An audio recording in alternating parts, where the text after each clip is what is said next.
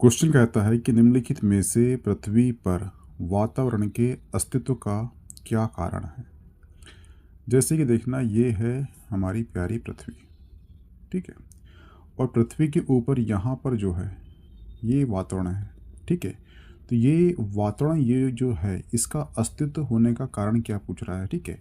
तो यहाँ पर क्या है, ये है ग्रेविटी, क्या है, गुरुत्वाकर्षण होने के कारण ही पृथ्वी के पास में क्या है, वातावरण का अस्तित्व है। तो इसका जो आंसर होगा वो क्या हो जाएगा, वो हो जाएगा ऑप्शन सी। हुआ क्लियर? ये ध्यान रखना। निम्नलिखित में से ऊर्जा पिरामिड कैसा होता है? तो ध्यान रखना, जो ऊर्जा पिरामिड है ये सदैव क्या होता है, ये होता है सीधा। हुआ क्लियर? ठीक है। सीधा क्यों होता है? तो जो ऊर्जा का जो ट्रांसफ़र है ये नीचे से ऊपर होता है। जैसे कि यहाँ पर है 100% ऊर्जा बनी है, उसके बाद यहाँ पर हुई ट्रांसफ़र, उसके बाद ट्रांसफ़र यहाँ होगी, फिर यहाँ होगी, फिर यहाँ होगी। इस प्रकार से ऊर्जा का जो ट्रांसफ़र है ये निचले स्तर से ऊपर के स्तर की ओर होता है, इसलिए ऊर्जा का जो पिरामिड है वो सीधा होता है, ठीक है। और जो एक स्तर से दूसरे स्तर में जो ऊर्जा ट्रांसफ़र होती है वो कितनी होती है, वो 10% होती है, जिसे 10% का नियम कहते हैं। अब ये नियम किसने दिया था, ये कमेंट बॉक्स में कमेंट करना, ठीक है। दूसरी चीज़, क्वेश्चन ये उठता है कि जो 90% है वो ऊर्जा जाती कहाँ पर है। तो 90% जो ऊर्जा है ये चल जाती है उसके श्वसन क्रिया या उपापचन क्रिया में चल जाती है, इसलिए जो 10% ही ऊर्जा ट्रांसफ़र होती है जिसको उसने बनाया है। हुआ क्लियर? 10% नियम किसने दिया था, ये कमेंट बॉक्स में कमेंट करना इसका आंसर। निम्नलिखित में से कौन सी गैस हानिकारक नहीं होती? ठीक है, क्या बोल रहा है वो, हानिकारक नहीं होती। तो ध्यान रखना, ये जो नाइट्रोजन गैस है इसका जो उपयोग है ये औद्योगिक जो खाद्य पदार्थ है वहाँ पे किया जाता है। क्यों किया जाता है? क्योंकि जो पदार्थ बनते हैं उसको ताज़ा रखने के लिए इसका यूज़ करते हैं। किसके लिए? ताज़ा रखने के लिए यूज़ करते हैं। आपने खाया होगा कुरकुरे, ठीक है। कुरकुरे में जो हवा रहती है वो हवा एक्चुअली नाइट्रोजन की होती है, ठीक है। इसीलिए जो है ये क्या है, हानिकारक नहीं होती। तो इसका आंसर क्या हो जाएगा, नाइट्रोजन। हुआ क्लियर? भारत में मैंग्रोव वनस्पति अधिक विस्तृत रूप से कहाँ पाई जाती है? तो ये है अपना प्यारा भारत, ठीक है। यहाँ पर है कच्छ का क्षेत्र, यहाँ पर है पश्चिम बंगाल, और यहाँ पर जो है, यहाँ पर है सुंदरवन का वन डेल्टा, ठीक है। और यहाँ पर सर्वाधिक मात्रा में क्या है, मैंग्रोव वन की उपस्थिति होती है, ठीक है। तो इसका आंसर क्या हो जाएगा, ऑप्शन डी, ऑप्शन बी हो जाएगा। ये ध्यान रखना। निम्नलिखित में से पारिस्थितिकी तंत्र के दो मुख्य घटक कौन से हैं? ये क्वेश्चन कल का ही है, बता चुका था मैं कि जो इकोसिस्टम है उसके दो मुख्य घटक होते हैं, एक होता है जैविक घटक, एक होता है अजैविक घटक। जैविक घटक के अंतर्गत 3 घटक होते हैं, उत्पाद, उपभोग और अवघटक।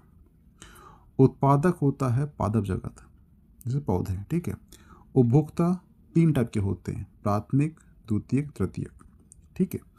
जो अजैविक घटक है इसके भी 3 पार्ट होते हैं, कार्बनिक, अकार्बनिक, भौतिक।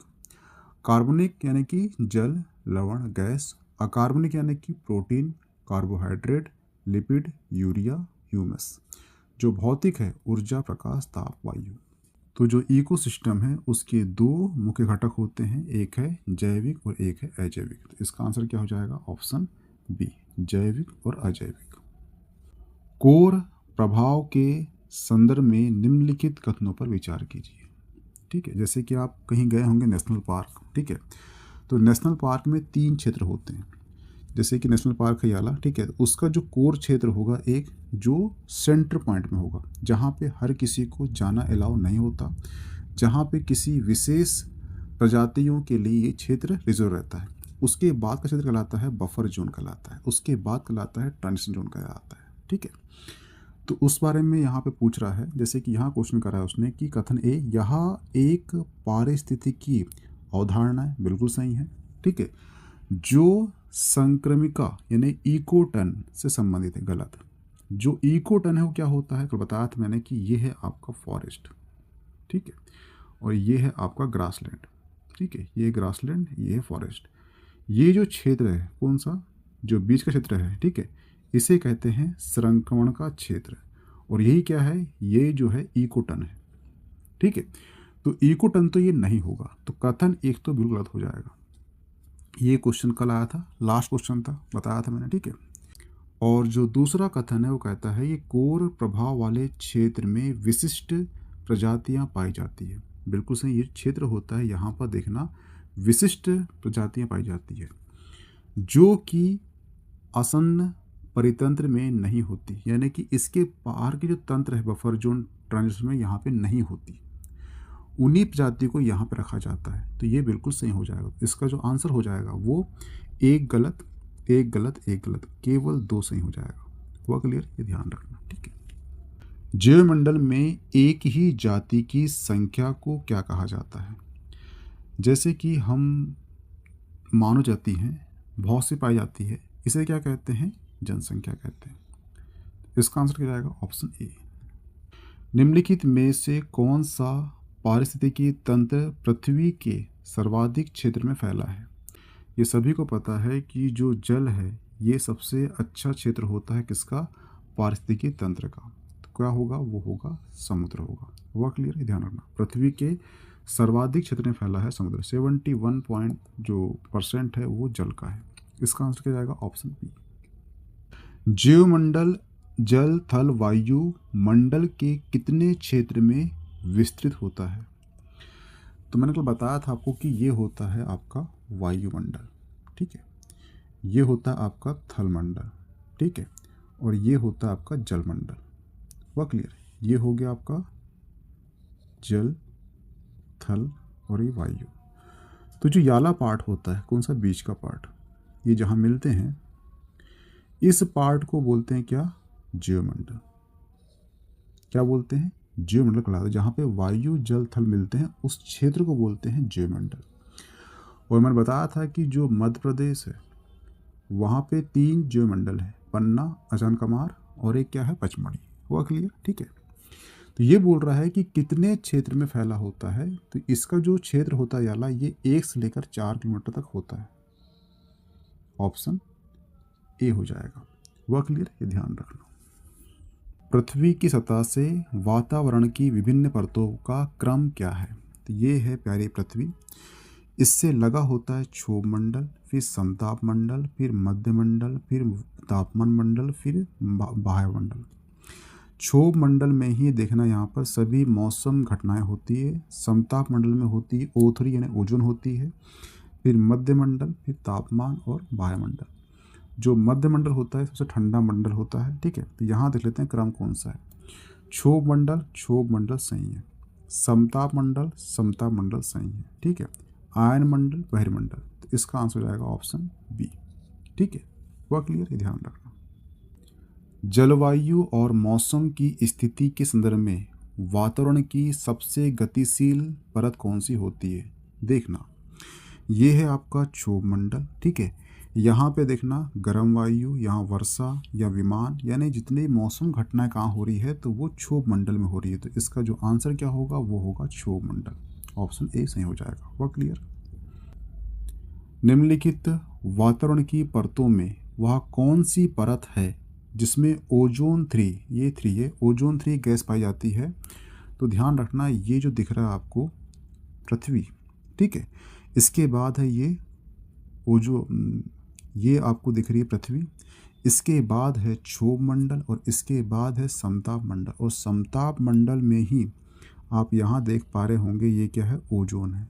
तो ओजोन परत जो है कहाँ पाई जाती है? वो पाई जाती है कहाँ पर? समताप मंडल में। तो इसका जो आंसर क्या होगा? वो होगा ऑप्शन ए हो जाएगा। हुआ क्लियर? और समताप मंडल में जो ओजोन पाई जाती है ये सूर्य से जो पराबैंगनी विकिरणें होती है उसको रोक लेती है। जब रोक लेती है तो पृथ्वी तक नहीं पहुंच पाती, और पृथ्वी तक वो विकिरणें नहीं पहुंच पाती, इसलिए पृथ्वी में कैंसर नहीं होता। लेकिन अभी क्या हो रहा है कि ओजोन जो परत है उसका क्षय होना शुरू हो चुका है, जिस कारण से जो सूर्य से निकलने वाली पराबैंगनी विकिरणें हैं वो पृथ्वी तक पहुंच जाती है, जिससे कैंसर जैसे घातक बीमारियां हो रही हैं मानव को। हुआ क्लियर? और इसी के लिए एक प्रोटोकॉल हुआ था जिसे कहते हैं मॉन्ट्रियल प्रोटोकॉल। तो ये भी आप ध्यान रखना। ठीक है, कि मॉन्ट्रियल प्रोटोकॉल का संबंध किससे है, तो वो है ओजोन 3 के संरक्षण से। हुआ क्लियर है, ध्यान रखना। निम्नलिखित वायुमंडलीय परतों में आयन मंडल किसमें सम्मिलित होता है, तो ध्यान रखना ये है हमारी प्यारी पृथ्वी। ठीक है, क्षोभ मंडल है, समताप मंडल है, मध्य मंडल है और तापमान और बाह्य मंडल है। और जो बाह्य मंडल है यहीं पर ही होता है आयन मंडल। तो इसका आंसर क्या होगा, इसका आंसर हो जाएगा आयन मंडल। हुआ क्लियर, इसका आंसर क्या जाएगा, वो हो जाएगा बहिर्मंडल। ध्यान रख। निम्नलिखित में से वायु प्रदूषक को मुख्य रूप से किस में वर्गीकृत किया गया है, तो ध्यान रखना जो वायु प्रदूषक होता है उसमें एक होता है प्राथमिक और एक होता है माध्यमिक या द्वितीयक होता है। प्राथमिक कहलाता है कौन सा, जो डायरेक्ट वातावरण को प्रदूषित करते हैं उसे कहते हैं प्राथमिक प्रदूषक। और दूसरे जो प्रदूषक होते हैं कौन से, दूसरे या सेकंड या माध्यमिक प्रदूषक, ये एक्चुअली प्राथमिक प्रदूषक जो होते हैं उससे करते हैं रासायनिक क्रिया, केमिकल रिएक्शन करते हैं और उसके बाद जो प्रदूषण बनता है उसे कहते हैं द्वितीयक या माध्यमिक प्रदूषक। तो इसका आंसर क्या हो जाएगा, वो हो जाएगा ऑप्शन बी हो जाएगा। वो क्लियर है, ध्यान रखना। प्राथमिक प्रदूषक माध्यमिक प्रदूषक के बीच अंतर क्या है, मैं बता चुका था कि जो प्राथमिक प्रदूषक होते हैं वो सीधे वातावरण को प्रदूषित करते हैं, तो ये क्या है, सीधे करते हैं। ठीक है, और जो माध्यमिक है या सेकेंड प्रदूषक है ये रासायनिक यानी कि केमिकल रिएक्शन से उत्पन्न होते हैं और फिर उसके बाद जो है पर्यावरण को नुकसान पहुंचाते हैं। तो इसका आंसर क्या जाएगा, ऑप्शन सी हो जाएगा, यही इसका अंतर है। निम्नलिखित में से कौन सा प्राथमिक वायु प्रदूषक का सबसे अच्छा उदाहरण है। ठीक है, तो जो CO2 होता है, कार्बन डाइऑक्साइड, ये प्राथमिक प्रदूषक का सबसे अच्छा एग्जाम्पल है। हुआ क्लियर, ध्यान रखना। तो इसका आंसर क्या हो जाएगा, वो हो जाएगा कार्बन डाइऑक्साइड, कोयले से जलने वाला उत्सर्जित।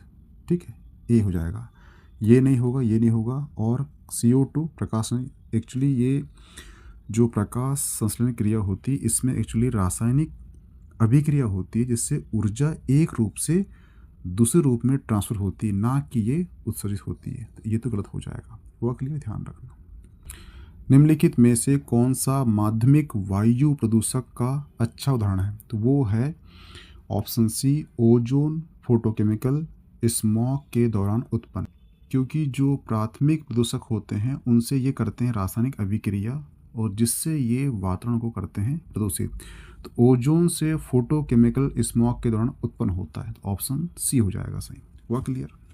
निम्नलिखित में से वायुमंडलीय प्रदूषक मुख्य रूप से किस में मौन है, यानी कहाँ पर होते हैं। ठीक है, तो कहाँ पे होंगे, ये है हमारी प्यारी पृथ्वी। ठीक है, पृथ्वी के पास है ग्रेविटी, तो ग्रेविटी के पास कौन सा मंडल है, वो है क्षोभ मंडल, और क्षोभ मंडल में ही सभी वातावरणीय घटना होती है। तो इसका जो आंसर होगा वो होगा ऑप्शन डी, क्षोभ मंडल और निचला समताप मंडल। हुआ क्लियर। सतही ओजोन किससे उत्पन्न होता है, यानी कि जो मानव जनित ऐसी कौन सी क्रिया है जिससे ओजोन उत्पन्न होती है, तो वो है रासायनिक उद्योग से। हुआ क्लियर, ये ध्यान रखना। भारत में सबसे अधिक होने वाले प्राकृतिक आपदा कौन सी है, तो भारत में सबसे अधिक प्राकृतिक आपदा कौन सी होती है, तो वो होती है बाढ़। ठीक है, क्योंकि जो आप देखना ये है प्यारा भारत और यहाँ पर पूरे 9 राज्य हैं और यहाँ पर है समुद्र, हिंद महासागर, अरब सागर। ठीक है, तो सर्वाधिक बाढ़ से ही आपदा होती है भारत में। और आपको मालूम होना चाहिए कि 2005 में आपदा प्रबंधन एक्ट कब का है, तो ये 2005 का है। ये भी आपको याद होना चाहिए। ठीक है, ये भी आपके सिलेबस में ये भी है। शीशे का सेवन मुख्य रूप से किसे नुकसान पहुंचाता है, तो ध्यान रखना जो शीशे कारखाने होते हैं वहाँ पे जो मजदूर काम करते हैं उनको एक दिक्कत होती है, वो होती है श्वसन की, यानी कि फेफड़ों को ये नुकसान पहुंचाता है। निम्नलिखित भौगोलिक क्षेत्र में कौन सा जीवाश्म ईंधन के जलने से CO2 के उत्सर्जन का सबसे बड़ा स्रोत है, तो वो क्या है, यानी CO2 कौन सा देश उत्पन्न करता है, सिंपल सी बात ये पूछ रहा है, तो वो है चीन। और आपको मालूम होना चाहिए कि कार्बन जीरो इमिशन का जो लक्ष्य रखा गया है 2070 तक रखा गया, यानी कि 2070 तक हमें जीरो कार्बन इमिशन करना, यानी कि नेट जीरो, यानी कि जितना हम उत्पादन करने वाले हैं उतना हम कार्बन को अवशोषित कर सके, ये लक्ष्य रखा गया है 2070 तक। हुआ क्लियर। प्रवाल भित्ति सागर का वर्षावन कहा जाता है, क्योंकि वर्षा कहाँ पे होती है, जहाँ पे गर्म वायु और ठंडी वायु जब मिलती है तो वहाँ पे वर्षा होती है। ये सिंपल सा नियम है, ठीक है। उसी प्रकार प्रवाल जो भित्ति है ये उष्मा और शीत धाराओं के मिलने वाले स्थान पर होता है, इसलिए इसे कहते हैं क्या, प्रवाल भित्ति को सागर का वर्षावन। हुआ क्लियर, ये ध्यान रखना। निम्नलिखित ग्रीन हाउस गैसों में कौन सी गैस पूरी तरह से मानव जनित है, तो कौन सी है, बताया था मैं कि जो ओजोन को सबसे ज़्यादा प्रभावित करती है वो करती है CFC, ऑप्शन सी हो जाएगा। इसका फुल फॉर्म होता है क्लोरोफ्लोरोकार्बन। सुपोषण से संबंधित निम्नलिखित तथ्यों पर विचार कीजिए। कथन ए कहता है कि सुपोषण प्रक्रिया में जल घुली ऑक्सीजन की मांग बढ़ जाती है, बिल्कुल सही है। सुपोषण प्रक्रिया में जल में घुली हुई ऑक्सीजन की मात्रा बढ़ जाती है, दोनों सही हैं। इसका आंसर 1 और 2 दोनों सही होगा। हुआ क्लियर। निम्नलिखित में से किसके द्वारा अधिकतम कालिक यानी सूट उत्सर्जित होता है, तो वो है option D, diesel engine. Diesel जो इंजन होता है, जो वाहन होते हैं, उससे अधिकतम कालिक उत्सर्जित होता है। निम्नलिखित में से कौन सा कथन पायरोक्सी एसिटाइल नाइट्रेट के संदर्भ में सत्य है, तो इसका आंसर है ये एक माध्यमिक प्रदूषक है, ये भी सत्य है। यह तब उत्पन्न होता है जब हाइड्रोकार्बन रेडिकल्स नाइट्रोजन ऑक्सीजन के साथ रासायनिक क्रिया करता है। और बता चुका था कि जो रासायनिक क्रिया करते हैं वो क्या होते हैं, वो सेकंड प्रदूषक होते हैं। ये भी सही है, ये भी सही है, ठीक है। और ये करेंगे मानव जो श्वसन रोग उत्पन्न करेंगे, तो इसका जो आंसर होगा वो होगा उपरोक्त में से सभी, यानी ऑप्शन डी। निम्नलिखित में से किसके द्वारा ऑक्सीजन के स्तर में संतुलन बनाए रखा जा सकता है, तो ये ध्यान रखना कि ऊपरी वायुमंडल में ओजोन का निर्माण करके जो ऑक्सीजन का स्तर है उसे संतुलित बनाया जा सकता है, तो इसका आंसर क्या होगा, वो होगा ऑप्शन सी। हुआ क्लियर है, ध्यान रखना। निम्नलिखित में से कौन सा पानी की गुणवत्ता पानी में जैविक पदार्थ की उपस्थिति का सूचक होता है, तो इसका आंसर BOD भी है और COD भी है। BOD क्या होता है, BOD मतलब होता है बायोकेमिकल, O से ऑक्सीजन, D से डिमांड। और COD मतलब C मतलब होता है केमिकल, O यानी कि ऑक्सीजन, D यानी कि डिमांड, ठीक है। यानी कि यहाँ पे देखा जाता है कि जो जल है उसमें कितनी ऑक्सीजन की मात्रा है, और C में देखा जाता है कि यहाँ पर कितना जो जल है वो प्रदूषक है। तो A और 2 B दोनों सही हो जाएगा, इसका आंसर हो जाएगा ऑप्शन C। हुआ क्लियर। निम्नलिखित में से ध्वनि की तीव्रता को मापने के लिए प्रयोग किया जाता है, तो वो किया जाता है डेसिबल को, ठीक है। और एक होता है डाप्सन। डाप्सन से जो ओजोन की लेयर है, ठीक है, उसे मापते हैं। निम्नलिखित में से कौन सा कोयला आधारित बिजली षड्यंत्र के मुख्य रिसाव हैं, तो ये क्या है, ये है फ्लाई ऐश। इसका आंसर क्या होगा, ऑप्शन बी, फ्लाई ऐश।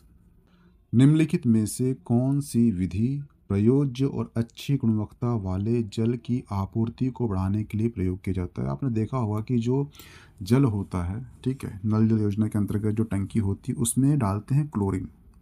तो क्लोरीन की मात्रा डालने से जो जल की गुणवत्ता में वृद्धि हो जाती है, तो इसका आंसर क्या हो जाएगा, वो हो जाएगा ऑप्शन ए, क्लोरीकरण, ठीक है। निम्नलिखित में से मलेरिया का मुख्य कारक कौन सा है, तो मलेरिया किससे होता है, वो होता है परजीवी संक्रमण से, ऑप्शन सी। अम्लीय वर्षा से किस प्रकार रासायनिक अपक्षय बढ़ते हैं, तो जो अम्लीय वर्षा होती है उससे जो रासायनिक अपक्षय बढ़ता कैसे, उसमें और कुछ ऐड होने से, यानी कि विलय होने से। हुआ क्लियर, ये ध्यान रखना। निम्नलिखित में से कौन सी प्रक्रिया पृथ्वी की सतह पर या निकट चट्टानों के विघटन का कारण बनती है? तो उसका आंसर है क्या? भौतिक अपक्षय। देखो यहाँ पर पृथ्वी दिया है, सतह दिया है, निकट चट्टानों के विघटन यानी कि जो घट रहा है, जो कम हो रहा है, तो क्या होगा? वो अपक्षय यानी कि फिजिकल अपक्षय से ही वो विघटन कारण बनती है। तो इसका आंसर क्या जाएगा? ऑप्शन ए हो जाएगा। निम्नलिखित में से कौन सी गैस शरीर के विभिन्न भागों में ऑक्सीजन ले जाने के लिए रक्त की क्षमता को कम करके मानव स्वास्थ्य को प्रभावित करती है? तो उसका आंसर है कार्बन मोनोऑक्साइड। जैसे कि आप देखना, अगर घरों में जल रहा है आग, ठीक है, आग बुझा दो तो उससे धुआं हो जाएगा। अगर आपने धुआं को कंटिन्यू रखा तो जो धुआं है वो आपके श्वास नली द्वारा चल जाएगा फेफड़ों में और उससे करेगा क्रिया और वो कार्बन मोनोऑक्साइड पैदा कर लेगा, जिससे आपकी मृत्यु हो जाएगी। ठीक है, इस प्रकार से, क्योंकि इसमें जो मोनोऑक्साइड बनता है उसमें रक्त में जो ऑक्सीजन है उसकी मात्रा कम हो जाती है। जब O2 कम हो जाएगी तो आप ऑटोमेटिकली आपको ऑक्सीजन नहीं मिलेगी और आपकी मृत्यु हो जाएगी। वह क्लियर है, ध्यान रखना।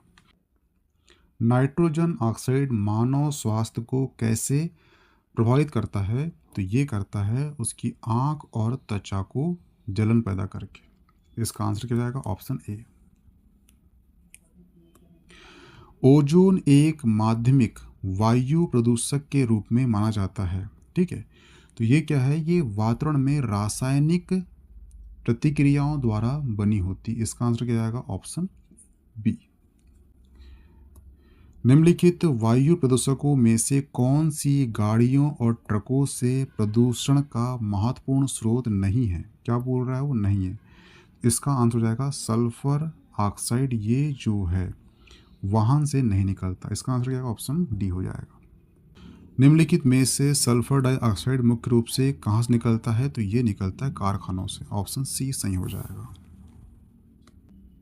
नाइट्रोजन ऑक्साइड की उच्च एकाग्रता से कौन सी समस्या उत्पन्न होती है? तो ध्यान रखना, इससे एक होता है सिर दर्द, चक्कर आना, श्वास की समस्या, ये सभी होगा। इसका आंसर क्या जाएगा? Option D.